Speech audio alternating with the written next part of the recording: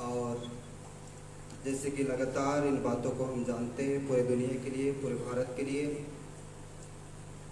और परमेश्वर महान है, वो अद्भुत है, वो सामर्थी है। आज भी हम उस कई बातों को सीखेंगे, जानेंगे जो परमेश्वर आज के दिन, आज के समय, आज की सुबह हम सभी से बातचीत करने वाले हैं।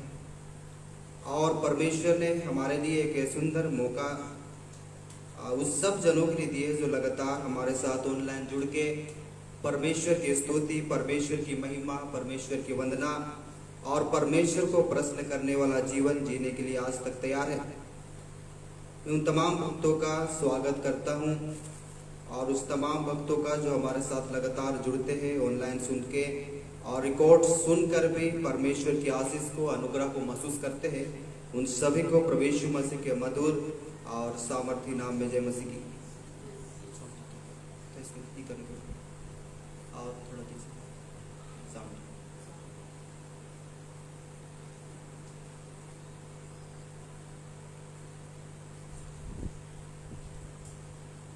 हेलो, थोड़ा सा ये बढ़ा दीजिए।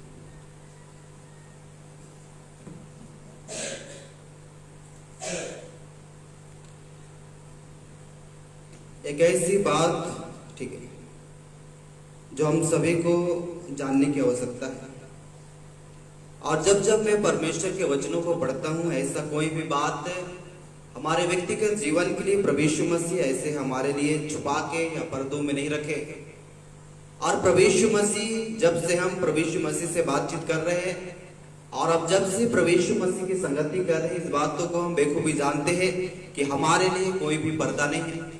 इस संसार के लोगों में बहुत सारे पर्दे हैं। आपके व्यक्तिगत जीवन में बहुत सारे पर्दे होंगे। आपके परिवार के बहुत सारे बात को आपको मालूम नहीं होगा। हो सके आपके पति के बारे, आपकी पत्नी के बारे, आपके परिवार के, आपके बच्चों के बारे में बहुत सारे बात में आज तक पर्दा है। पर जिस प्रभु यीशु मसीह के बारे में पूरा संसार जानता है और उस संसार के लोग बातचीत करते हैं, उस यीशु मसीह में कोई भी पर्दा नहीं है। हम यीशु मसीह को जान सकते हैं, चल सकते हैं, बात कर सकते हैं, उनके साथ बैठ सकते हैं और स्वर्ग की उन कई आशीषों को प्राप्त कर सकते हैं अगर हमारा जीवन, व्यक्तिगत जीवन प्रभु यीशु मसीह के साथ बना हुआ है। तो आज के जो परिस्थिति है, आज के जो परमेश्वर के संदेशों में मैं बोलने जा रहा हूँ कि हम तो यीशु को जानते हैं, हम तो यीशु के साथ चलना चाहते हैं और इसमें तो कोई भी पर्दा नहीं। और पर्दा उसी वक्त बीचों बीच खत्म हो चुका था जो हमारे और परमेश्वर के बीच में रुकावटें और बाधा थी। और जैसे यीशु मसीह काल्वरी क्रूस में जान दिए और मरने के बाद तीसरे दिन बाद जिंदा हुए, इस बातों की ऐलान और घोषणा पूरे विश्व के लिए कर दिया गया है कि हमारे और परमेश्वर के बीच में कोई भी दीवार और कोई भी पर्दा शेष बचा नहीं है। अब जब ये पर्दा और ये दीवार हट गई है तो हमें परमेश्वर के साथ कैसे संगति करनी चाहिए। और जब जब हम संगति करना चाहते, कौन सी बात रुकावट आ जाती है। सबसे पहला बात, जितने लोग वचन को नहीं पढ़ते और वचन को मनन नहीं करते, वचन को आप एकदम दरकिनार रखते, वो लोग परमेश्वर की संगति में आगे नहीं बढ़ सकते।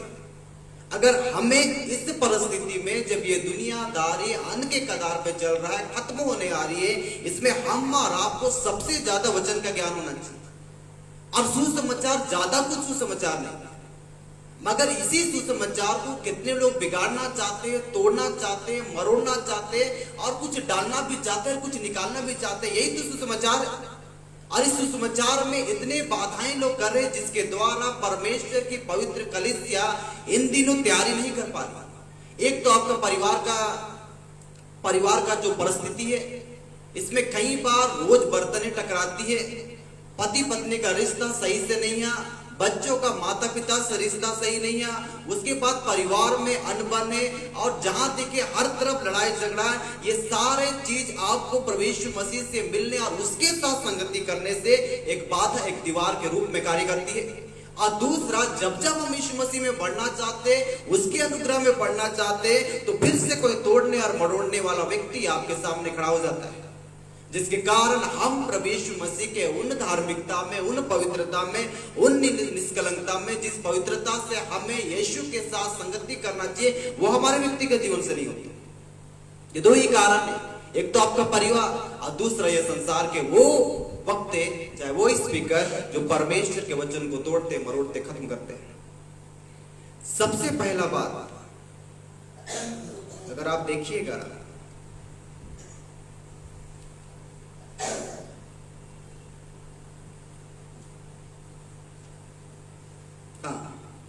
गलतियों की पुस्तक अध्याय 1 पद संख्या 6 से मैं पढ़ रहा हूं, बहुत ध्यान पूर्वक देखिएगा, सुनिएगा।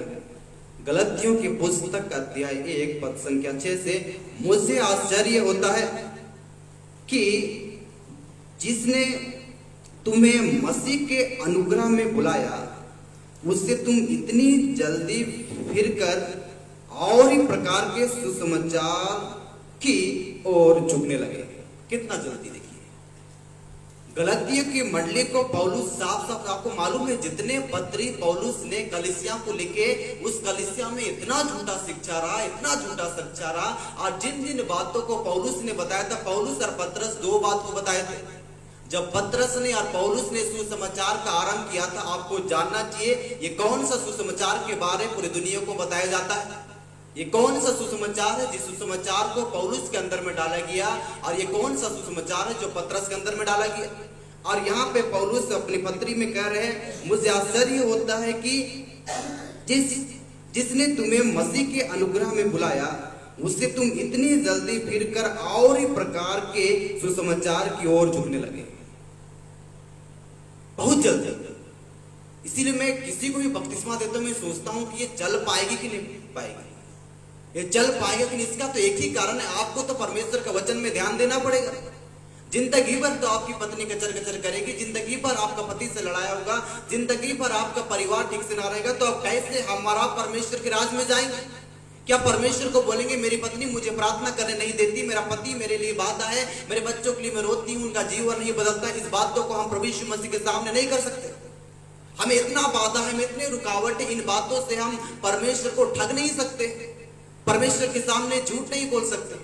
मगर हम इस सारे परिस्थिति को दरकिनार, आपको मालूम है भविष्यवक्ताओं के बारे में बोला गया कि भविष्यवक्ता लोग को भी तो दुख और सुख होता था, इनको भी तो घाव होते थे, इनको भी तो पेट में दर्द होती थी, इनको भी भूख लगती थी, और भूख के बाद इनको भोजन खाना पड़ता था, इनको भी तो प्यास लगता है, इनको भी तो दर्द होता है, इनको भी तो कष्ट होता है, ये भी तो दुख सुख भोगी मनुष्य है। यीशु मसीह ने साफ साफ इस बातों को परमेश्वर के भविष्यवक्ताओं के बारे में जानते हैं।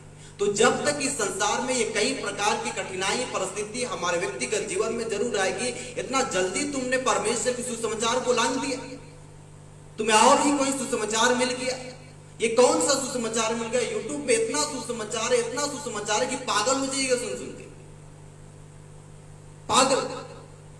आपको समझ ही में नहीं आएगा क्या सुनना है, नहीं सुनना है। वही बातों को तो मैं आपको बताना चाह रहा हूं कि क्या सुनना चाहिए, क्या नहीं सुनना चाहिए। और सबसे बढ़ के बात हमें और आपको दिया गया है ये परमेश्वर का पवित्र शास्त्र, ये वचन जिसमें सब चीज, सारा पुस्तक इसी में, इसी से लोग पुस्तक लिखते हैं, सारा यूट्यूब इसी में, इसी से ही यूट्यूब होता है।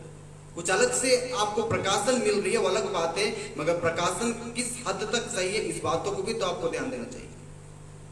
परंतु वह दूसरा सुसमाचार है ही नहीं, पर बात यह है कि कितने ऐसे हैं जो तुम्हें भरमा देते हैं और मसीह के सुसमाचार को बिगाड़ना चाहते हैं।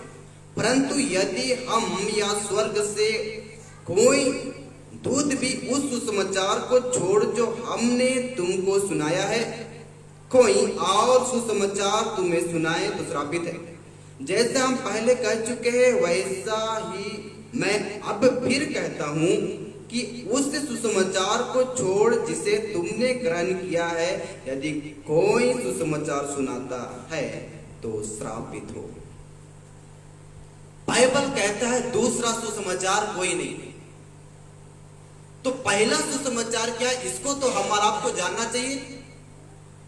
आप और हम पहले सुसमाचार को इसलिए जानते, इसलिए मानते, इसलिए चलते, इसलिए हम भरमाए नहीं जाते, व्याकुल नहीं हो जाते, घबराते नहीं हैं, बड़े धीरज से परमेश्वर के अनुग्रह को महसूस करना चाहते, क्योंकि हमने पहले सुसमाचार को ग्रहण किया। ये दूसरा सुसमाचार कौन सा है?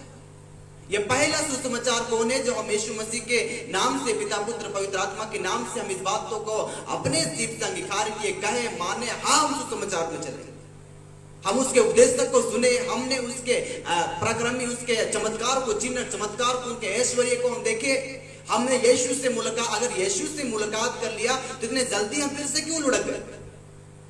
हमारा रास्ता दूसरा क्यों हो गया? हम फिर से धन की ओर क्यों ताकने लगे?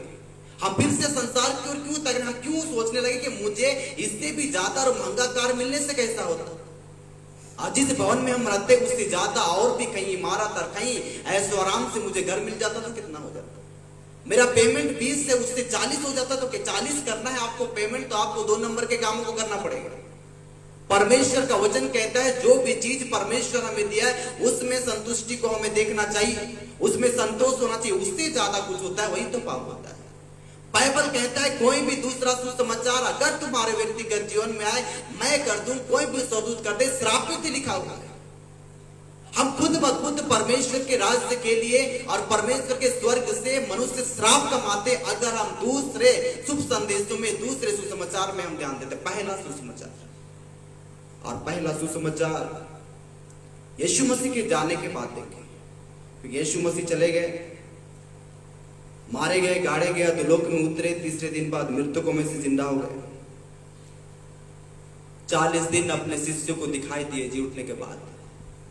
और बाइबल कहता है उन्हीं को दिखाई दिया गया जो परमेश्वर के चुने, पूरे दुनिया के लोगों को नहीं, उनके शिष्यों को दिखाई दिया गया, चुने चुने लोगों को दिखाई दिया गया। उनके साथ 40 दिन यीशु मसीह ने संगति किए, और 40 दिन संगति करने के बाद यीशु मसीह स्वर्ग में चले गए। और यीशु आने वाले क्या बोले पौलुस ने बोला, मैं तुम्हें जो सुसमाचार सुनाए उसके बाद कौन सा सुसमाचार तुम्हारे जीवन में आ गया?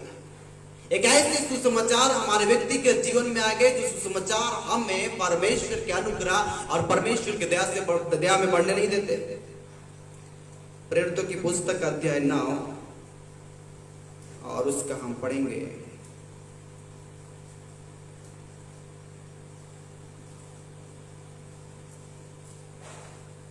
18 से मैं देख रहा हूं। प्रेरितों की पुस्तक अध्याय 9 पद संख्या 18 से। और तुरंत उसकी आंखों से छिलके से गिरे और वह देखने लगा और उठकर बपतिस्मा लिया। फिर भोजन करके बल पाया। वह कई दिन उन चेलों के साथ रहा जो दमिश्क में थे, और वह तुरंत आराधनालय में यीशु मसीह का प्रचार करने लगा कि वह परमेश्वर का पुत्र है। बस और तो कोई बात ही नहीं है पौलुस का। यीशु मसीह ने जब सुसमाचार को आरंभ किया तो यीशु मसीह ने कहा मन फिराओ क्योंकि स्वर्ग का राज्य निकट है। और पूरा दुनिया इसी संदेश के द्वारा आज प्रभु यीशु मसीह को इसलिए ग्रहण नहीं करना चाहते हैं क्योंकि मुझे मन फिराना पड़ेगा, मुझे फिर से शराब को हाथ नहीं लगाना होगा, मुझे फिर से डकैती नहीं करना होगा, चोरी नहीं करना होगा, व्यभिचार नहीं करना होगा, छल नहीं करना होगा, लालच नहीं करना होगा, झूठ नहीं बोलना होगा। ये सारे चीजों को संसार के लोग त्यागना और छोड़ना नहीं चाहते। इसलिए यीशु मसीह ने अपने सुसमाचार के आरंभ में कहा मन फिराओ क्योंकि स्वर्ग का राज्य निकट है। संसार के लोग मन फिरा रहे क्योंकि उनको 2 नंबर का पैसा से आदत हो गया। टेबल के नीचे से पैसा आने और जाने से उनका घर का पालन पोषण होता है। उसका पैसा, उसका धन, उसका सोच, उसका विलासाएं, उसकी लालच और भी बढ़ते जाती है। इसलिए संसार के लोग मन फिराना आज तक नहीं चाहते, इसलिए यीशु मसीह ग्रहण नहीं करना चाहते। चोर बोलता है चोरी करना मुझे अच्छा लगता है, झूठ बोलने वाला व्यक्ति बोलते हैं कि मुझे झूठ बोलना अच्छा है। अगर मैं झूठ नहीं बोलूंगा धन नहीं आएगा, अगर मैं किसी का मर्डर नहीं करूंगा, हत्या नहीं करूंगा, उसके लिए भी पैसा। अगर मैं 2 नंबर का काम ना करूं तो मैं ऊंचे पद तक नहीं पहुंच पाऊंगा। ऐसा करते करते पूरे संसार के लोग का जीवन संसार में पड़ा हुआ है और उस संसार से अपने मन को चुराना, हटाना नहीं चाहते। इसलिए यीशु मसीह ने कहा मन फिराओ क्योंकि स्वर्ग का राज्य निकट है। अगर हम यीशु मसीह को ग्रहण करेंगे तो आपको और मुझे मन फिराना पड़ेगा, परमेश्वर का वचन कहता है।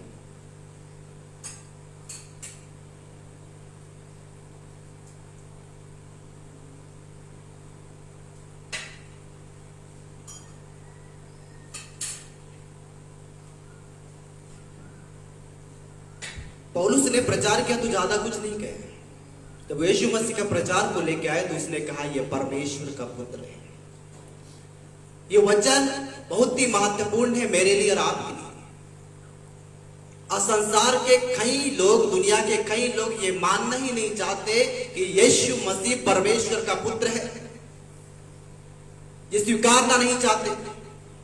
और पौलुस जब परमेश्वर के शुभ संदेशों को बांटना चाहते, उसके मुंह से पहला शब्द यही निकला कि प्रभु यीशु मसीह परमेश्वर का पुत्र है। और इससे ज्यादा हम और आप इस बातों को नहीं जानते।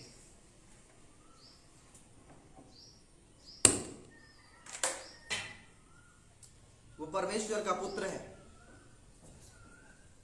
और यही बात सुन के, क्योंकि यहूदी लोग और जितने लोग उस प्रांत में, उस स्थान में रहते थे, वो परमेश्वर को जरूर मानते और सुनते और जानते समझते उसकी आराधना करते थे।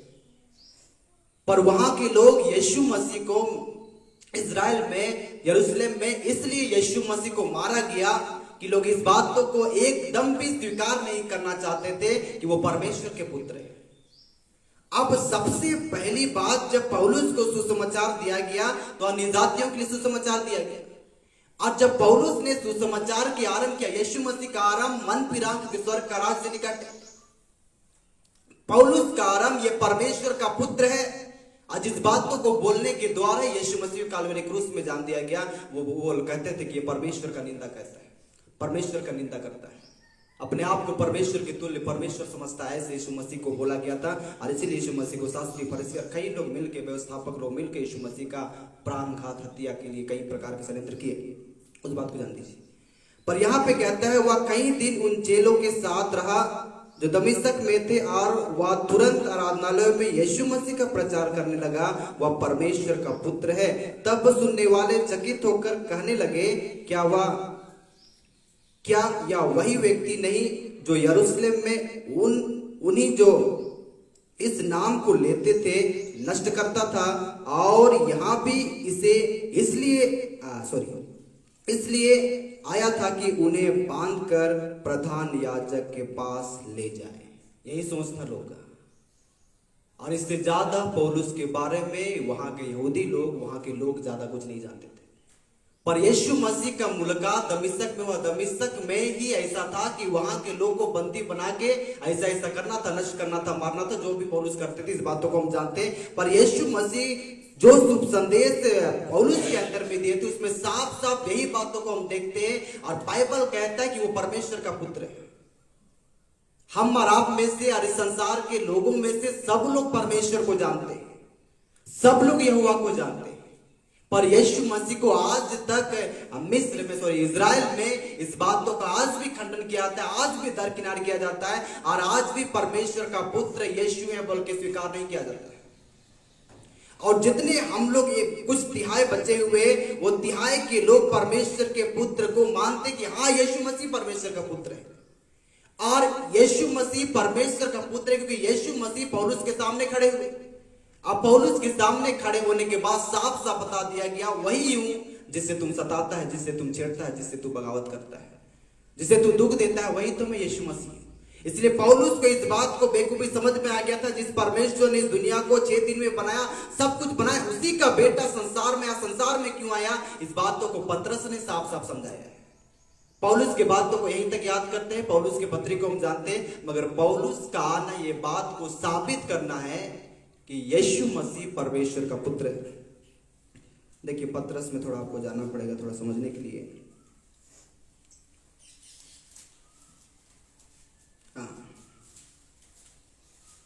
प्रेरितों की पुस्तक अध्याय 10 पद संख्या में पढ़ रहा हूं 38। प्रेरितों की पुस्तक अध्याय 10 पद संख्या 38। परमेश्वर ने किस रीति से यीशु नासरी को पवित्र आत्मा और सामर्थ्य से अभिषेक किया, वह भलाई करता और सबको जो शैतान के सताए हुए थे अच्छा करता फिरा, क्योंकि परमेश्वर उसके साथ था। हम उन सब कामों के गवाह हैं। पतरस इस बात को कह रहे हैं कि हम इस सब बातों के गवाह हैं जो उसने यहूदिया के देश और यरूशलेम में भी किए, और उन्होंने उसे काट पर लटकाकर मार डाला। उसको परमेश्वर ने तीसरे दिन जिलाया और प्रकट भी कर दिया है। सब लोगों पर नहीं, वरन उन गवाहों पर जिन्हें परमेश्वर ने पहले से चुना था। सब लोगों में यीशु मसीह प्रकट नहीं हुए, 40 दिन अपने शिष्यों के सामने दिखाई दिए, अर्थात हम पर जिन्होंने उसके मरे हुए में से जी उठने के बाद उसके साथ खाया पिया, और उसने हमें आज्ञा दी कि लोगों में प्रचार करो और गवाही दो कि यह वही है जिसे परमेश्वर ने जीवितों और मरे हुओं का न्यायी ठहराया है।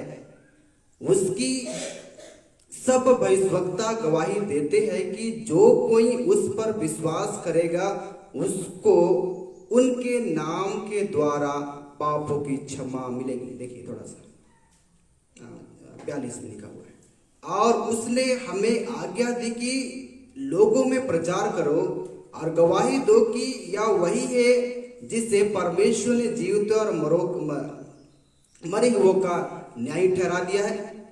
उसकी सब भविष्यवक्ता गवाही देते हैं कि जो कोई उस पर विश्वास करेगा उसको उसके नाम के द्वारा पापों की क्षमा मिलेगी। पतरस ने भाषण दिया। पौलुस ने जब आरंभ किया, साफ साफ कहा कि यह परमेश्वर का पुत्र है, और संसार के लोग आज भी परमेश्वर के पुत्र प्रभु यीशु मसीह को मानना नहीं चाहते। क्रिश्चियनों को छोड़ के बाकी जितने यहूदी पाए जाते हैं और भी लोग पाए जाते हैं, जिनको मैं ऑनलाइन बोलना नहीं चाहूंगा उनका नाम, वो परमेश्वर के पुत्र यीशु मसीह को अपनाना नहीं चाहते। और पतरस ने भाषण दिया। पतरस का उपदेशक में साफ साफ कहा गया है, जो मर रहे जो जीवित थे दोनों का ये न्याय करता है। ये न्याय करता करके परमेश्वर ने इसे ठहरा दिया है। और नीचे कहता है जितने लोग प्रभु यीशु मसीह में विश्वास करेंगे उनको ही पापों का क्षमा मिलेगा। यही बात पतरस ने कहा, यही बात से उसने आरंभ किया कि वही है जो पूरे दुनिया का न्याय करता है। आज हमें अलग रूप से, अलग दृष्टि से संसार के लोग, समाज के लोग, धर्म के लोग, जाति के लोग इसलिए क्रिश्चियनों को अलग रीति से देखते हैं। उनका मानना और कहना है कि यीशु मसीह सब कुछ है। हाँ, और आमीन में यीशु मसीह सब चीजें, उसके पैरों में परमेश्वर ने सब चीज दे दी। इसलिए दे दिया कि दुनिया में जितने ही धर्म के लोग पाए जाते हैं उनमें से कोई भी मर के जी नहीं उठा। इस बातों को पूरा कथन में पढ़ सकते हैं। इस बातों को साफ साफ पूरा दुनिया जानता है कि एक यीशु मसीह है जिसका जिक्र इतिहास में भी, जिसका इतिहास पूरा वर्ल्ड, पूरा विश्व जानता है कि यीशु मसीह एक ऐसा व्यक्ति, पुरुष रहा, मानव रहा, जो मरने के बाद जिंदा हुए। ये साफ साफ घोषणा नाम पूरे दुनिया जानते, पर आज तक यीशु मसीह को अपनाना नहीं चाहते। तीसरे दिन बाद मृतकों में से जिंदा होने के बाद परमेश्वर के दास पतरस ने प्रचार कर रहे और बता रहे कि यही यीशु मसीह है जिसके चरणों में परमेश्वर ने सब कुछ दे दिया। वो जीवित है, जो अभी भी जिंदा है, जो मरे उस सब का वो न्याय करता है, वो न्याय करेगा। और नीचे लिखा हुआ कि जितने लोग उसके नाम पे विश्वास करेंगे वही लोगों को पापों की क्षमा मिलेगी। इसलिए पहला बात यीशु मसीह ने जब प्रचार किया था, मन फिराओ कि स्वर्ग का राज्य निकट है, और पतरस ने प्रचार किया कि यीशु मसीह में विश्वास करो। और जितने लोग यीशु मसीह में विश्वास करते उनको ही पापों का क्षमा मिलेगा। विश्वास का मतलब आप जानते हैं। विश्वास का मतलब ये नहीं कि आपने बपतिस्मा ले लिया, यही विश्वास है। और हमने कुछ चिन्ह चमत्कार देख लिया, यही विश्वास को नहीं बोलते। वो हमारे आवश्यकताओं को पूरा करता, ये विश्वास नहीं है। अगर परमेश्वर पे आप विश्वास करते तो परमेश्वर को भी आप पे विश्वास करना होगा। अगर परमेश्वर को एक विश्वास व्यक्ति चाहिए तो आपको उनके विश्वास में बने भी तो रहना पड़ेगा। हम तो ऐसे मनुष्य कब कब कब कब कब कब बदल जाते हैं जिसको विश्वास में स्थिरता नहीं कहा जाता है। आज हम प्रार्थना करते हैं, कल हमको प्रार्थना का मन नहीं करता है। आज हम परमेश्वर के वचन को घंटों पढ़ते, कल उस वचन के, परमेश्वर के पुस्तक, पवित्र शास्त्र के पुस्तक को छूने का मन नहीं करता है।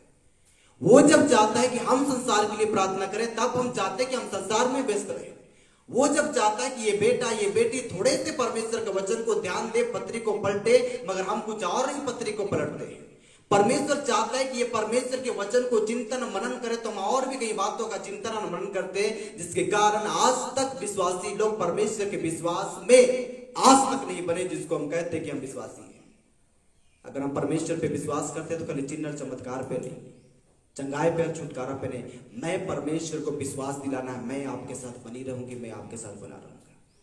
जितने लोग स्वर्ग में उठा लिए गए, जिसका वचन को मैं तैयारी कर रहा हूं, वो लोग परमेश्वर के साथ चले, वो लोग कभी पीछे नहीं हटे। परमेश्वर इतना दयालु, अगर हम और आप परमेश्वर की जगह रहते तो हम कितना सत्यानाशी करते थे आज तक दुनिया में। मगर परमेश्वर इतना धीरजवंत थे, इतना धीरजवंत थे, कितना भी पाप, कितना भी बुराई और कितना कुछ करने के बाद आज भी यीशु मसीह हम सबको ग्रहण करते हैं। और वचन कहता है कि जितने लोग यीशु मसीह पे विश्वास करेंगे उसके नाम के द्वारा उन लोगों को पापों की क्षमा मिलेगी। आप थोड़ा सा देखिएगा,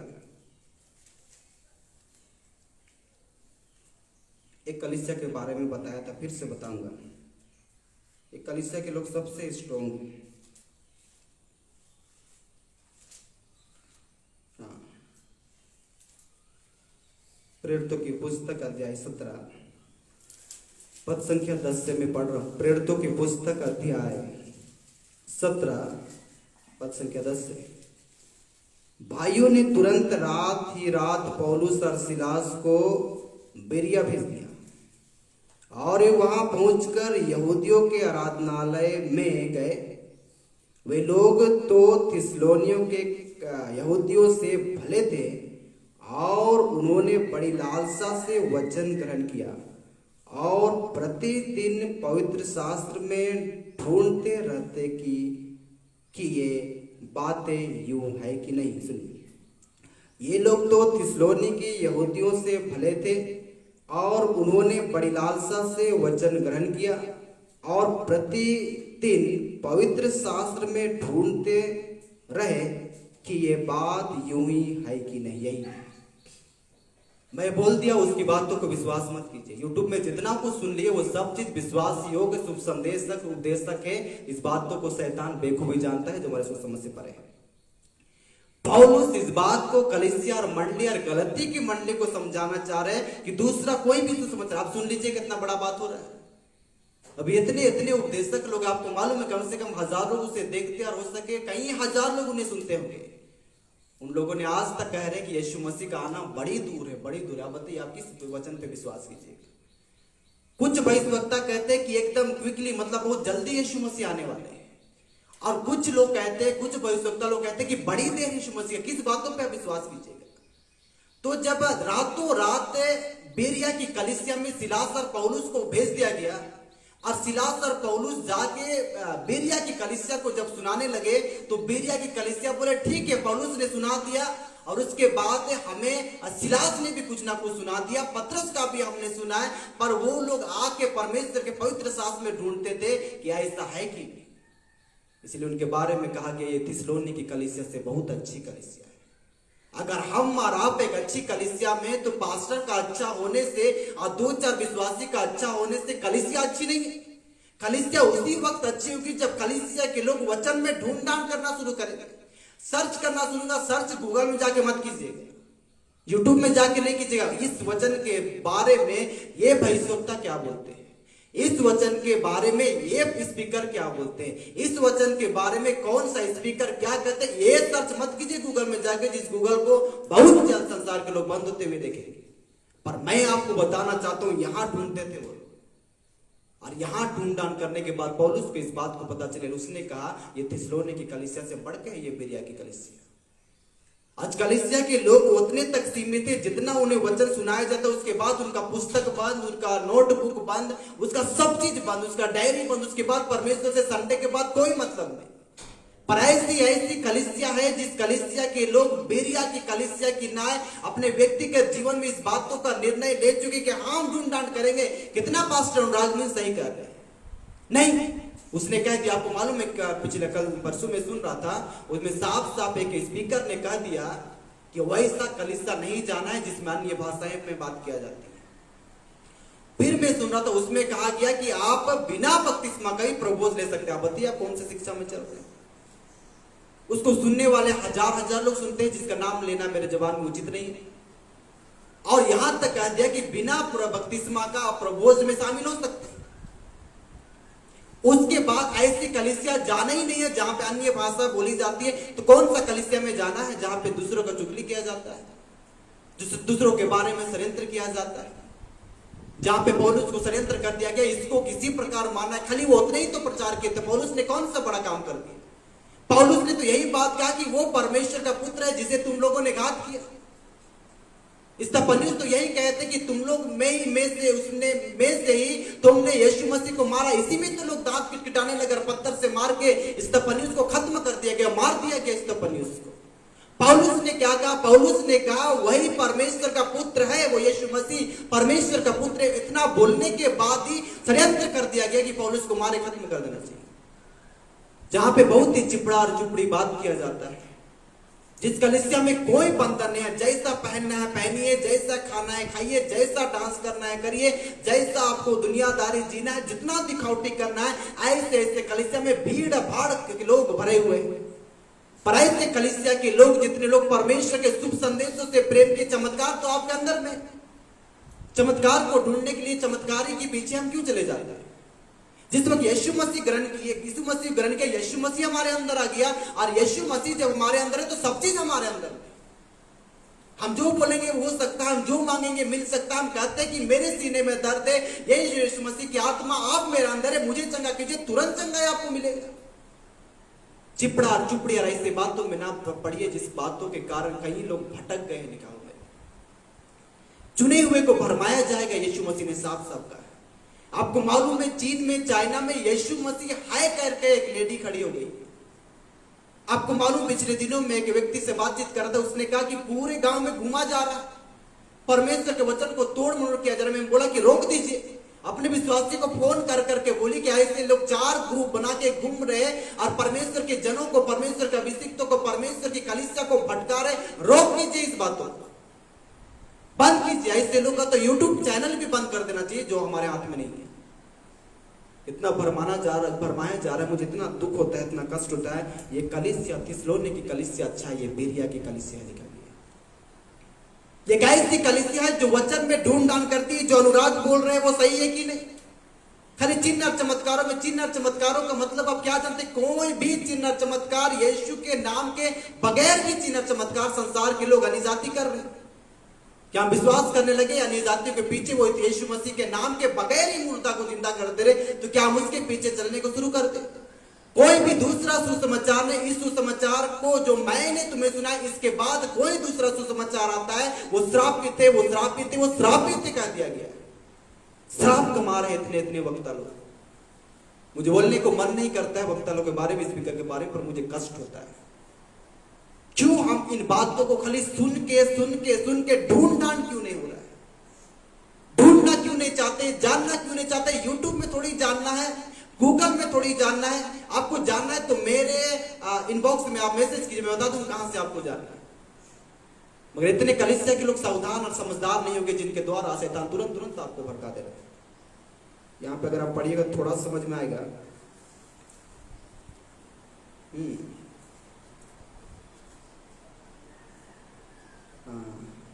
दूसरा कुरिन्थी की पुस्तक अध्याय 11 पद संख्या 13 से कितना बढ़िया बात लिखा है, देखिए।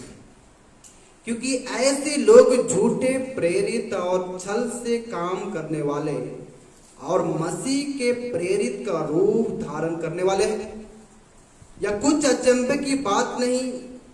दूसरा कुरिन्थी की पुस्तक अध्याय 11 पद संख्या 13 से, क्योंकि ऐसे लोग झूठे प्रेरित और छल से काम करने वाले और मसीह के प्रेरितों का रूप धारण करने वाले हैं। या कुछ अचंभे की बात नहीं, क्योंकि शैतान आप ही ज्योतिमय स्वरदूत का रूप धारण करता है।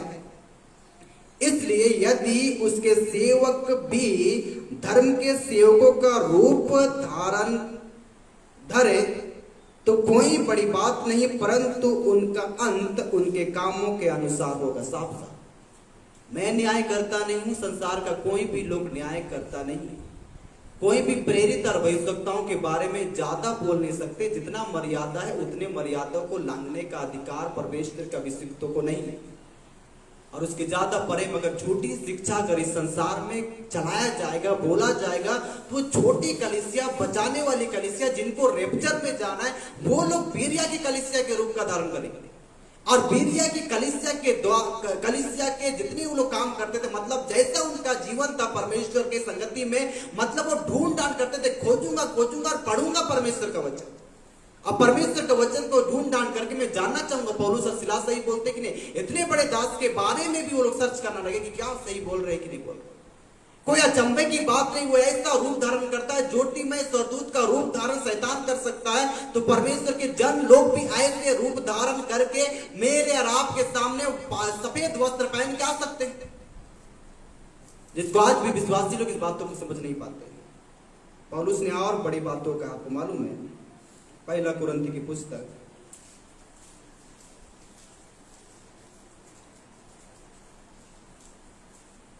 अध्याय 3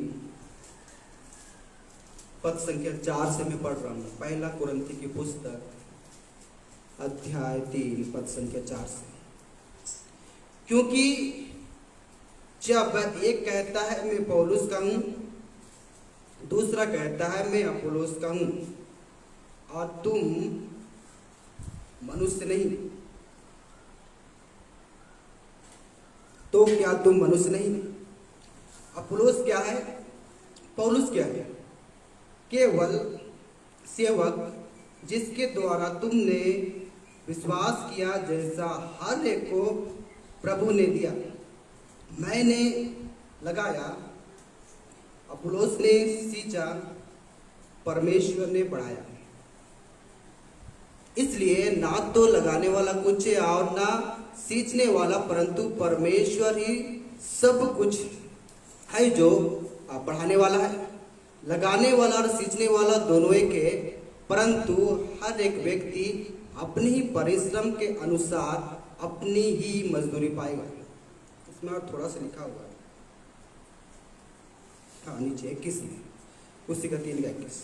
इसलिए मनुष्यों पर कोई घमंड ना करे कि सब कुछ तुम्हारा है। क्या पौलुस, क्या अपोलोस, क्या कैफा, क्या जगत, क्या जीवन, क्या मरण, क्या वर्तमान, क्या भविष्य, सब कुछ तुम्हारा है, और तुम मसीह के हो और मसीह परमेश्वर का। बस ये जितना नाम लिया गया है बहुत बड़ा नाम है। कैफा के बारे में जो नाम लिया गया, अपोलोस के बारे में जो नाम लिया गया, आपको मालूम है इनके बारे में? अपोलोस एक ऐसा व्यक्ति रहा जो सीधा सीधा यीशु मसीह को प्रकट नहीं किया।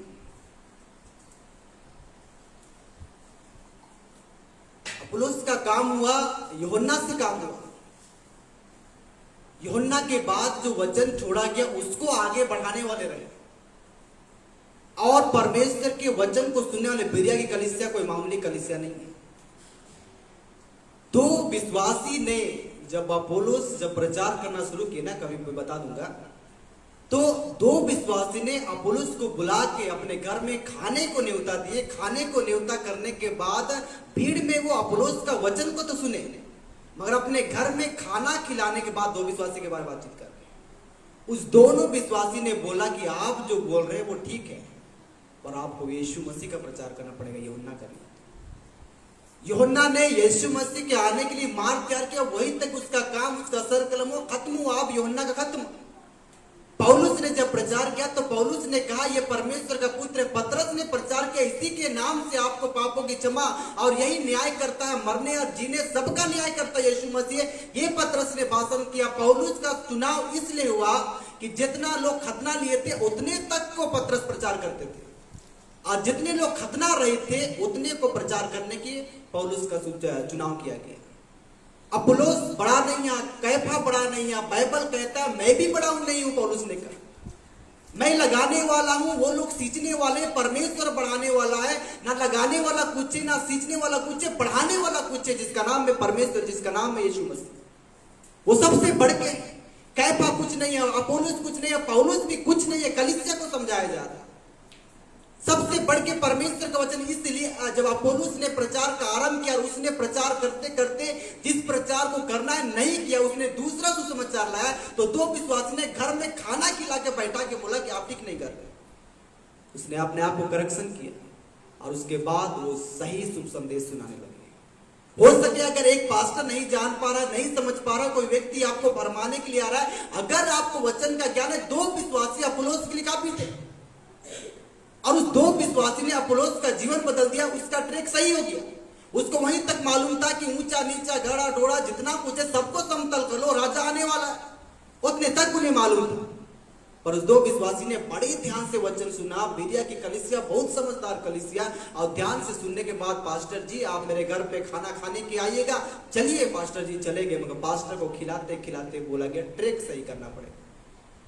और उसने आत्मा की अगुवाई में इस बातों को समझा। इसीलिए बोला गया कैफा कुछ नहीं है, इसीलिए कहा गया अपोलोस कुछ नहीं है, इसीलिए कहा गया पौलुस भी कुछ नहीं है। मैं तो लगाने सींचने ये करने वाला हूं, पर बढ़ाने वाला कौन है? वो तो यीशु मसीह, वो तो परमेश्वर। अब मैं इस बातों को बताना चाहता हूं खत्म करते करते।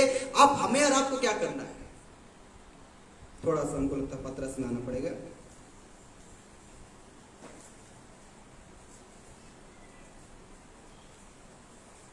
दूसरा पत्रस की पुस्तक अध्याय 1 पद संख्या 12।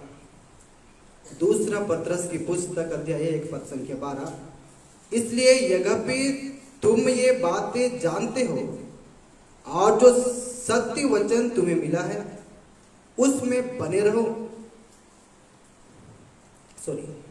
इसलिए यद्यपि तुम ये बातें जानते हो और जो सत्य वचन तुम्हें मिला है उसमें बने रहते हो, तो भी मैं तुम्हें इन बातों की शुद्धि दिलाने को सर्वथा तैयार रहूंगा। अब परमेश्वर के दासों का काम आ जाता है। जो सत्य का वचन दिया गया उसी में आपको स्थिर रहना है, और इस तैयारी में परमेश्वर के दास आपके साथ हैं। परमेश्वर के दासों को परखिए ना मेरे लिए, उनके बोली व्यवहार चाल चलन को देखने के बारे में बाइबल कहा गया, दासों के बारे में कहा गया है, पास्टरों के बारे में कहा गया है। उनके चाल चलन के रंग ढंग सब चीज को देखने के बाद आपको चुनाव करना है सही में आपके दास है कि सही में आपके पास्टर है। फिर सुनिए पत्रस ने क्या कहा।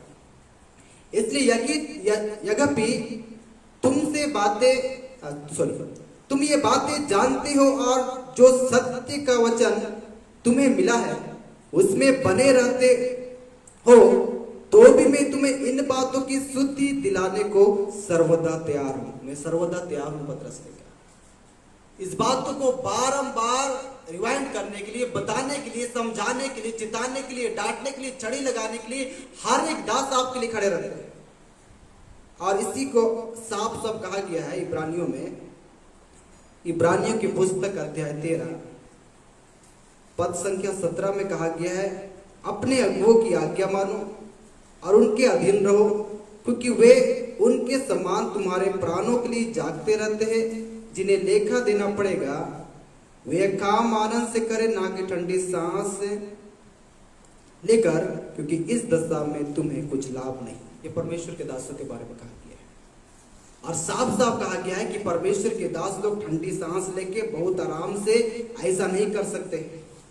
परमेश्वर का वचन इतने आनंददायक हमें और आपको दिया गया है, और यही आनंद के साथ हम परमेश्वर के शुभ संदेश को सुना सकते हैं, बता सकते हैं। अब बताने और कहने के बाद, इतना सुनने के बाद आपके मन में यही बात चलना चाहिए, अब हम क्या करें? इतने पास्टरों को जानते, इतने अगुओं को जानते, इतने यूट्यूब में सुनते, आप क्या कीजिएगा? अगर सही में आपके अंदर आत्मा है, तो ये आत्मा आपके अंदर कह चुका है कि यीशु मसीह आने वाला है, और यीशु मसीह आने वाला। इसके बाद कोई भी विपरीत घटना या शुभ संदेश आप तक पहुंचता है, वो दूसरा शुभ संदेश जो श्राप के द्वारा आपके जीवन में रहा, ये श्राप आपको खत्म कर देगा। 4 पीढ़ी तक ये श्राप चलता रहेगा। इस श्राप से बचना है तो बेरिया की कलीसिया की ना ढूंढ डांड करना शुरू कीजिए। आपके अगुवे, आपके दास, जैसे पौलुस ने कहा, तुम्हारे सिखाने वाले 10,000 होंगे। 10,000 लोगों से सीख रहे ना यूट्यूब पे, तुम्हें सिखाने वाले 10,000 होंगे, पर सुसमाचार के अनुसार मैं तुम्हारा भी अपना बाप को ढूंढिए, रियल का बाप, सचमुच का बाप। और बार ढूंढ डांड करने के बाद बैठ के बातचीत कीजिए, क्या करे इस अंत का दिन। अगर आप दूसरे शुभ संदेश में चले जाइएगा तो 4 साल 10 साल आप प्यार ही नहीं कर पाएंगे।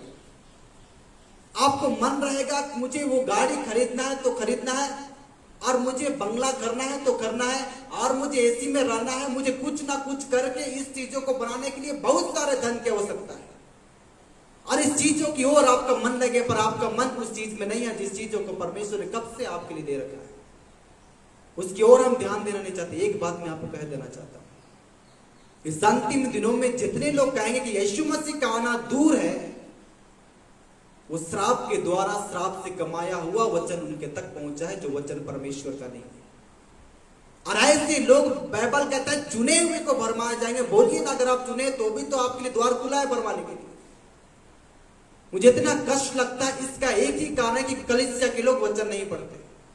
वचन 14 बार पढ़ने के बाद इसलिए नहीं समझते क्योंकि आज भी वो संसार से मन नहीं पड़ा। पहला शुभ संदेश यही तो है, अगर यीशु मसीह के अनुग्रह, दया, शांति, कुशल और आशीषों में बढ़ना है तो पहले सुसमाचार को ग्रहण करना पड़ेगा। और पहला सुसमाचार है मन फिराओ क्योंकि स्वर्ग का राज्य निकट है। दूसरा सुसमाचार हमें दिया गया, पौलुस के मुंह से हमने सुना कि पौलुस ने कहा ये तो परमेश्वर का पुत्र है, और पतरस ने कहा इसी के नाम से तुम्हें पापों की क्षमा मिलेगी। तब तो हम पिता, पुत्र और पवित्र आत्मा के नाम से बपतिस्मा लेते हैं, जिनके द्वारा पापों की क्षमा मिलती है। अब ये तीसरा शुभ संदेश से कहां गया? इतने बड़े बड़े वक्ता, स्पीकर कहां से आ गए जो अभी तक बोलते हैं तुम्हें आशीष मिले, तुम्हें धन मिले, तुम्हें संपत्ति मिले, तुम्हारे 4 को गाड़ी हो जाए, उसके बाद तुम्हारा कितना कितना बंगला हो जाए, मकान हो जाए। कौन से भविष्यवक्ता प्रॉफिट है ये?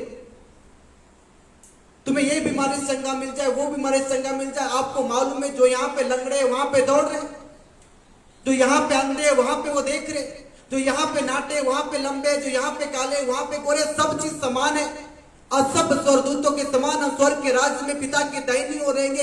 इस बातों की ओर हमें ध्यान देना। इसीलिए कुलुस्सी की पत्री में कहा है 3 का 1, 2 और 3, पृथ्वी भर की नहीं पर स्वर्ग की वस्तु की ओर ध्यान रखें। स्वर्ग की ओर देखने का हमारा कोशिश करें।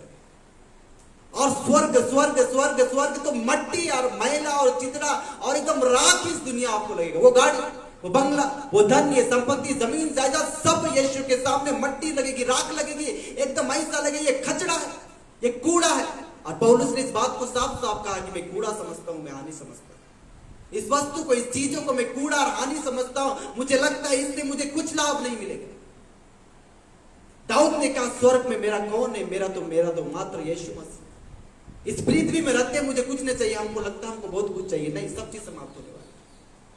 इस वचन के सिवा दूसरा शुभ संदेश चाहे कोई स्वर्गदूत और मैं ही तुम्हारे सामने करूं तो पौलुस ने कहा श्रापित है मैं और श्रापित है वो।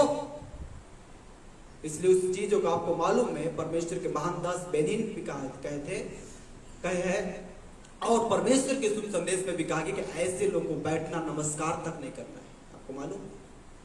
और ऐसे लोग को इतने हजारों हजार लोग यूट्यूब में सुनते हैं। और धर्म की आत्मा वो अभिषेक है मेरे पे।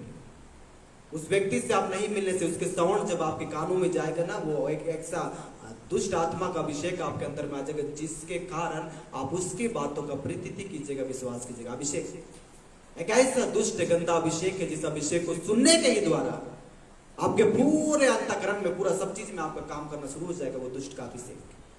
इसलिए इतने मीलों दूरी रहने के बाद खाली यूट्यूब के द्वारा इतने लोगों को फरमाया किया जा रहा है। चीन से लेडी आगे बोलती मैं ही यीशु मसीह, यहूदियों में भी को यीशु प्रकट हो गया, ऐसा नहीं जा रहा है। अपने आप को यीशु कहेंगे। यीशु मसीह साफ साफ परमेश्वर के वचनों में 4 सुसमाचार में पढ़ते हैं और मती में भी आपको साफ साफ मिलेगा, प्रीति मत करना। लोग कहेंगे यीशु यहाँ है, लोग कहेंगे यीशु यहाँ है, लोग कहेंगे द्वार से बाहर निकल यीशु मसीह, लोग कहेंगे अंदर जा यीशु मसीह। नहीं, जैसे बिजली का आना जाना होता है ऐसे यीशु मसीह का, जैसे बिजली कड़ाके मार के चली जाती है ऐसे यीशु मसीह का आना। एकदम पलक झपकते तो यीशु मसीह का आना रैप्चर हो जाएगा। सब बातों तो इसी में लिखा गया। कौन से यीशु मसीह का हम इंतजार कर रहे हैं? यहूदी लोग माथा पटक रहे उस दीवार पे, जिस दीवार को सुलेमान राजा ने मंदिर बनाया, वो दीवार मंदिर खत्म हो गया, दीवार बचा, माथा टेकते कोई तो मसीहा आएगा।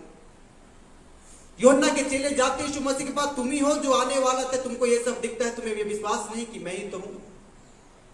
जो दिल आज भी सर पटकते और बोलते कि वो मसीहा आएगा, हमें उद्धार करता वो आएगा।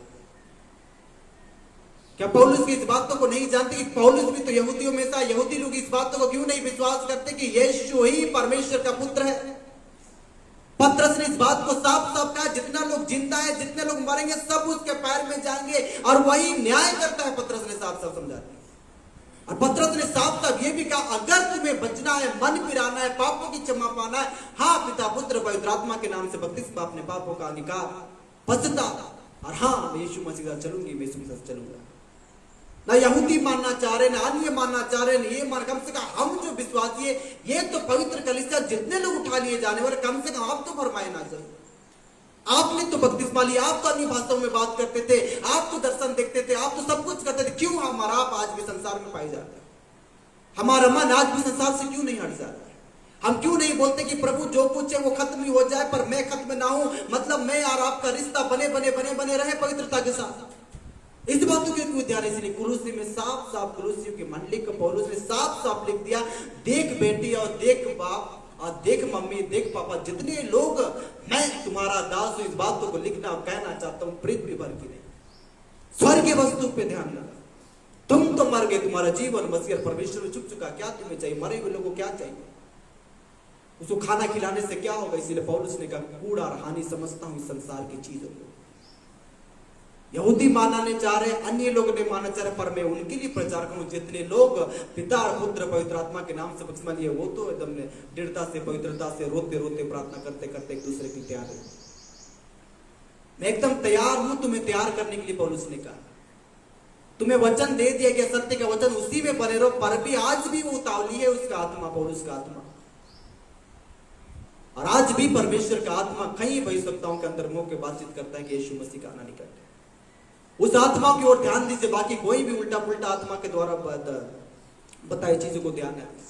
जितना यूट्यूब और गूगल में कम जाइएगा आपके लिए सावधानी है। अपने पास्टर से पूछे किसके वचन और संदेश को, अभी जैसे जैसे वीडियो आता है ना उल्टा पुल्टा, मैं पास्टर को फॉरवर्ड करता हूँ, बोलता हूँ बताइए ना पास्टर जी कहां तक सत्य है, मैं तो छोटा हूं। और बोलते बहुत रॉन्ग टीचिंग है, गलत शुभ संदेश है, गलत बताया जा रहा है। और ऐसे ऐसे करके हम लोग परमेश्वर के छोटे बड़े दास इस बातों को बात करते हैं कि कैसे लोग एकदम बड़े बड़े दास लोग भी भरमा जाके उस आत्माओं के अनुसार चल रहे जो आत्मा परमेश्वर की ओर से नहीं है। अपने पास्टर से पूछे, अगुआ से पूछे क्या सुनना है नहीं सुनना है। इतना भीड़ भड़ाका, एकदम भीड़ है, बहुत भीड़ चल रहा है। यूट्यूब में एकदम कहीं जगह नहीं है, कहीं जगह बीच में आप नहीं घुस सकते, हम नहीं घुस सकते। इतना भीड़ भाड़ में शैतान एकदम भीड़ भाड़ यूट्यूब में बैठा हुआ है। भीड़ भाड़ यूट्यूब में और ऑनलाइन में हो भरमाने की आत्मा अभिषेक उन दिनों काम करती है। बचिए, सावधान रहिए, अपने अगुए की बात को मानिए, उसके अधीन रहिए। वो आपके प्राणों के लिए जागे रहते, जिनको लेखा देना पड़ेगा। मुझे आपके बारे में नहीं बताना पड़ेगा तुमने उस बेटे का क्या कर दिया, तुमने उस बेटा क्या करे। तेरे पास में उसको भेजा था ना परमेश्वर को शुभ संदेशों को सुनने सीखने समझाने के लिए, तुमने उसके साथ कैसा व्यवहार किया, मैंने तो बताया ना प्रभु। पर उसको और भी कोई दूसरा अभिषेक मिले जिनके द्वारा मैं नहीं सका। अगर आप परमेश्वर के दास के साथ नहीं बने रहेगा, उनसे बातचीत किया, पास्टर क्या करेगा, घर में घुस जाए क्या के अंदर में घुस जाए, आपके अंदर में कुछ और ही चीज घुसा हो, जिस चीजों को निकाल के परमेश्वर का दास इस बातों को बताना समझाना चाहता है कि आप ऐसे आत्माओं से चलिए जो परमेश्वर की आत्मा है। मुझे सौंपा गया, मुझे दिया गया, तो मुझे परमेश्वर को बताना भी पड़ेगा ना। वो विश्वासी जो 3 साल पहले बपतिस्मा ली, क्या हुआ उसका? फिर यीशु मसीह पूछेंगे 10 साल से तुम्हारे साथ तक क्या हुआ? अचानक उनको वो स्पीकर मिल गया प्रभु। मैंने उसको बार बार समझाया परमेश्वर, पर वो मेरे बातों का प्रीति नहीं किया जिस आत्मा के द्वारा आप मुझे चलाना चाहते हैं। उसने और भी आत्मा को ग्रहण किया। मैं क्या कर सकता हूं परमेश्वर? मुझे तो बताना पड़ेगा, मुझे तो अपना सफाई देना पड़ेगा ना। आपके चलते मैं भी नरक चला जाऊंगा। इस प्रकार कलीसिया के द्वारा मूसा उस कनान देश नहीं पहुंच पाया था, क्या मेरे साथ भी ऐसी हो जाए? क्या दासों के साथ ऐसी हो जाएगा? कलीसिया को बनाते, कलीसिया को संवारते, कलीसिया को तैयार करते करते करते कलीसिया के पति पत्नी को समझाते समझाते, कलीसिया के माता पिता बच्चों को जो लड़ाई झगड़ा है समझाते समझाते पास्टर को खत्म करना चाहते हो क्या? परमेश्वर ने मूसा से कहा सबसे ऊंची चोटी में आ जाओ। परमेश्वर ने बुलाया, मूसा आ गया। यही तो देश है ना जिस देश में लेने के लिए बारे में इतना लोगों से मैंने बातचीत की। हाँ परमेश्वर कितना सुंदर दिखता है, कितना हरियाली है, मधु टपकता है, दूध है, ऐसा इतना हरियाली है। इसी के बारे में बातचीत किए थे कि आप, हाँ इसी के बारे में मिस्र से जब मैं तुम्हें निकाल रहा था ना, तो इसी के बारे में बात किए थे। बहुत ऊंचे से देख, सब चीज यहां से दिख जाता है। हाँ परमेश्वर सब दिखता है। एक बात बड़ी दुख से कहना चाहता हूं, तुम उस स्थान में नहीं जा पाओगे। कलीसिया को तैयार करते करते समझाते समझाते सबसे दीन व्यक्ति को तुमने उस कनान देश में पहुंचने नहीं दिया। कलीसिया के लिए परमेश्वर के दास लोग मर जा रहे, कट जा रहे। कैसे सुनामी आ रहा बताइए? उड़ीसा बारंबार क्यों उड़ जाता है? उड़ीसा में क्या आपको मालूम है, बंगाल के बाद उड़ीसा का ऐसा कोई भी रोल नहीं था। जो यास जो तूफान टकराने वाला था वो उड़ीसा का रूट नहीं था। क्यों? परमेश्वर के दास को, उनके दोनों बेटों को गाड़ी में जला दिया गया। ये पिक्चर, ये कराना, ये चिल्लाना, उनका रक्त मेरे परमेश्वर से न्याय मांगता है। वो न्याय इतना प्रचंड रूप पे आता है कि पूरे दुनिया में सुनामी आ जाता है, पूरे भारत में सुनामी आ जाता है। उछाल मारती है समुद्र, परमेश्वर का कहर आज भी उड़ीसा के लोगों के लिए परमेश्वर कहर बना हुआ है। परमेश्वर के दास भविष्यवक्ताओं का जहां जहां रक्तपात कलीसिया को बनाने के लिए परमेश्वर के दास लोग वध कर दिए गए। यूहन्ना को इतने यूहन्ना ने क्या प्रचार किया? यूहन्ना ने बोला मन फिरा, यूहन्ना ने बोला रास्ता ठीक करो, देख राजा आने वाला है, पीछे की तैयारी कर लो, यीशु मसीह आने वाला है। इतने बोलने के बारे में आपको क्या हो गया? उसका सर कलम तुमने कर दिया। कौन सा बड़ा शुभ संदेश उसने सुना था जिससे पूरा संसार थरथराने लग गया, पूरा मिस्र, पूरा इजराइल थरथराने लगा। वहां पे यूहन्ना ने कहा कि मन फिराओ क्योंकि स्वर्ग का राज्य निकट है।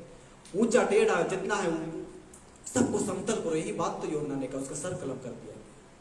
क्या परमेश्वर दासों का बहाया हुआ रक्त और भविष्यवक्ताओं का बहा हुआ रक्त को परमेश्वर भूल जाता है? हर एक साल और 2 साल के अंतराल में एकदम उड़ीसा में तूफान आना है, मरना है लोग को। तुमने परमेश्वर के दास को घात किया है, तुमने परमेश्वर के दास को माना है, उसके शुभ शब्दों को तुमने विश्वास नहीं किया, इसीलिए धर्मी और अधर्मी और दुष्ट अधर्मी दोनों पे परमेश्वर कहर बरसाएंगे। उस कहर से बचने से पहले, कहर का आने से पहले परमेश्वर की कलीसिया जाना चाहिए, और कलीसिया को जाने से पहले बेरिया की कलीसिया के रूप में आपको आ जाना चाहिए। ढूंढान करना चाहिए, प्रार्थना करना चाहिए। कोई क्या बोले नहीं बोले, मुझे घुटना टेकना है, मुझे आंसू बहाना है, मुझे रोना है, मेरी पत्नी नहीं समझ रही है, मुझे समझाना है, वो लड़ाई करती है, मैं प्यार से बात करूंगा, उसको समझ में नहीं आता, मैं समझाऊंगी, मैं समझाऊंगा। बच्चे लोग बात नहीं मानते, रो रो के उनसे बातचीत, कुछ ना कुछ तो कीजिए ना आपके घर में हलचल। इसके द्वारा आप लेखा देने के समय सावधान रहे, सीधा रहे। प्रभु मैं आप मम्मी को बोला था, प्रभु में पापा को बोला था, प्रभु में पत्नी को बोला था, प्रभु में भाई को बोला था, कोई सुनना नहीं चाहे, पर मैं आपके शुद्धिकरण से अलग नहीं हुआ, शुद्धता से अलग नहीं हुआ। पौलुस ने एक बात कहा, मैं बड़ा पवित्र हूं, उसने नहीं कहा। मैं बहुत बड़ा धर्मी और ज्ञानी हूं, नहीं कहा।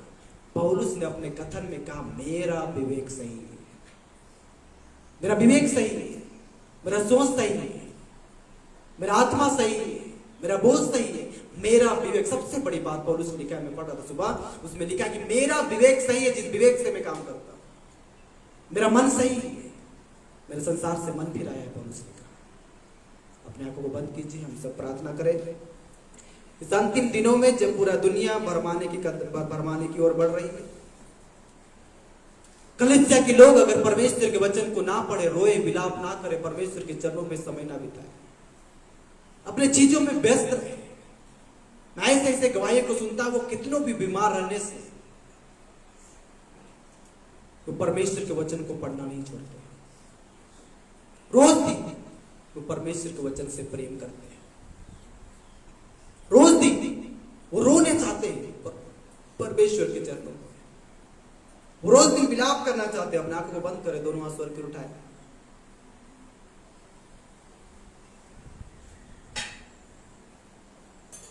किसी को गुस्सा से बोल के उसके जीवन को नहीं बदला जा सकता, किसी को डांट के उनका जीवन नहीं बदला जा सकता, किसी पे कठोरता दिखा के उनका जीवन को नहीं बदला सकता। उसमें हम धार्मिक नहीं कहलाते हैं। उसके गलती में भी, उनके गलती में हमें बैठ के उन्हें समझाना, उनके लिए रोना, उनके लिए प्रार्थना करना, वो परिवर्तन उनके लिए आता है। किसी व्यक्ति को डांट देना, कड़वे शब्द से बोल देना, बदल जाओ, ऐसे लोग नहीं बदलेंगे, नहीं बदलेंगे। बदलने के लिए बदलने के लिए वध होना पड़ता है मेरे पे। जो परमेश्वर के प्रेम तो वध हो गए, उसके वध होने के द्वारा ही आज शुभ संदेश हमारे तक पहुंचा है। बड़ा दाम चुकाया गया। आप चाहते कि आपके घर के लोगों का जीवन बदल जाए, उनका पीना छूट जाए, उनका लड़ना छूट जाए, उनका गाली छूट जाए, तो ऐसा संभवता नहीं है। अगर उन्हें बदलते हुए रूप में देखना चाहते तो आपका प्रेम, आपका धीरज, आपका कई बार चुप रहना ही उनके लिए आशीष का कारण हो जाता है। आपके गुस्से से नहीं, आपकी नाराजगी से नहीं, आपके ऐसे उल्टे शब्दों से उनका जीवन नहीं बदला। अगर आप चाहते हो स्वर्ग करा जाए तो अपने आंखों को बंद करें। प्रभु हम प्रार्थना करते हैं तो तमाम भक्तों के लिए जो आपके शुभ संदेश से प्रेम करते हैं, प्रभु बेरिया की कलीसिया के नाम ढूंढ करते हैं और उनके लिए प्रार्थना करना चाहते हैं। इस भरमाने वाली आत्मा जो बड़ी अभिषेक से काम कर रही है, प्रभु इन सारी दुष्ट आत्मा को कैद कर देते हैं। प्रभु हमारे कलीसिया, हमारे लोग और परमेश्वर की पवित्र कलीसिया तक वो अभिषेक पहुंच ना पाए जो दुष्ट का अभिषेक है। प्रभु उस अभिषेक को खंडन करते, डांटते, हे बुरी अभिषेक, हे भरमाने और व्याकुल करने वाली दुष्ट आत्माएं, हम तुम्हें कलीसिया से उखाड़ फेंक देते थे और कलीसिया के हर एक विश्वासियों के साथ सामने आने से पहले दीवार लगा देते कि तू उनके तक पहुंच ना पाए। और परमेश्वर की पवित्र कलीसिया जिसमें झुर्री, दाग, कलंक है और कोई भी उल्टी पुल्टी बात ना रहे, वो कलीसिया एकदम निष्कलंकता के साथ, पवित्रता के साथ खड़ी हो सके, ऐसे कलीसिया का निर्माण पवित्र आत्मा इन दिनों करना चाहता है। प्रभु के अनुग्रह, परमेश्वर की दया कलीसिया पर है। ऐसी भरमाने वाली आत्मा यूट्यूब से, गूगल से और ऑनलाइन संदेशों से लोग बचे रहे, सावधान रहे प्रभु। और कलीसिया में बड़ी जागृति आए, आपकी आत्मा की बहाव आए परमेश्वर, और हमारी पवित्र कलीसिया जो उठा लिए जाने वाली है वो यीशु में तैयार हो जाए परमेश्वर। पिता और पुत्र पवित्र आत्मा के नाम से तमाम कलीसिया को आशीष देते हैं, आपके लहू और आपके बारे में छुपा देते हैं। ऐसे बुरी अभिषेक से वो लोग बचे रहे परमेश्वर, और कलीसिया तैयार हो जाए प्रभु आप तैयार। पिता और पुत्र पवित्र आत्मा के नाम से विश्व भर की तमाम कलीसिया जो प्रभु की कलीसिया है, तो संसार की ओर मन नहीं लगाए, संसार की ओर ध्यान नहीं लगाए, संसार की उल्टी बातों में ध्यान नहीं लगाए, परमेश्वर के वचन में ढूंढ डांड किया और परमेश्वर के सामने रोए, विलाप किए, उपवास किए, और सचमुच वो आंखें उठा के एक आशा भरी नजरों से देखते कि मुझे परमेश्वर के राज में जाना है। ऐसे कलीसिया, ऐसे प्रार्थना करने वालों को पिता और पुत्र और पवित्र आत्मा के नाम से उन कलीसिया और उनके परिवार को, उन तमाम सेवकों को पिता और पुत्र पवित्र आत्मा के नाम से आशीष देते हैं। हम आपका धन्यवाद करते हैं, वचन के लिए धन्यवाद करते हैं, सारा महिमा आपको देते हैं, और ये विनती प्रभु यीशु मसीह के नाम से मांगते हैं।